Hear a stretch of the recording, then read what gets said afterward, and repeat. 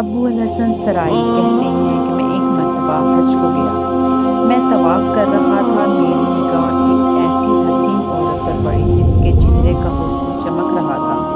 میں نے کہا، واللہ ایسی حسین عورت میں نے آج تک نہیں دیکھی کہ اس کے چہرے کی ساری رونق اس وجہ سے ہے کہ اس کو کبھی کوئی رنج و غم نہیں پہنچا۔ اس نے میری بات سن لی، کہنے لگی، تم نے یہ کیا کہا؟ واللہ میں غموں میں جکڑی ہوئی ہوں اور میرا دل فکروں سے اور آفتوں سے زخمی ہے، اور کوئی بھی میرے غموں میں میرا شریک نہیں رہا۔ میں نے پوچھا، کیا ہوا؟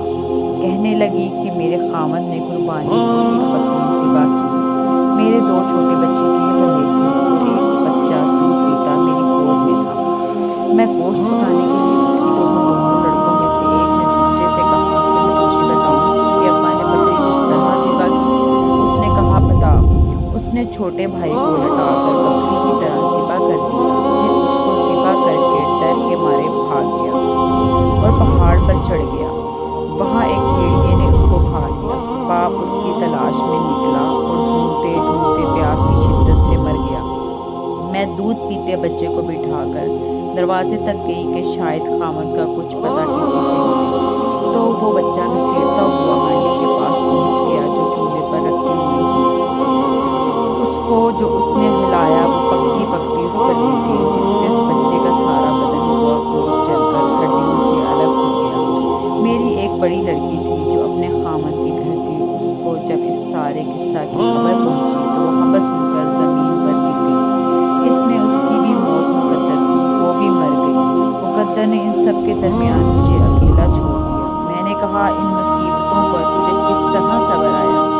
کہنے لگی، جو شخص صبر اور بے صبری میں الگ الگ غور کرے گا وہ ان دونوں کے درمیان بہت دور کا فاصلہ پائے گا۔ صبر کا انجام محمود ہے اور بے صبری کا کوئی اجر نہیں ملتا۔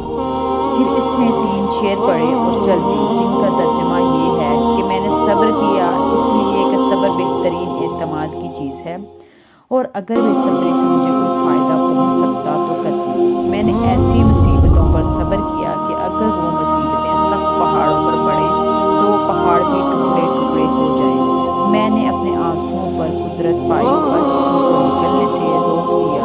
اب وہ آنسو اندر ہی اندر میرے دل پر گر رہے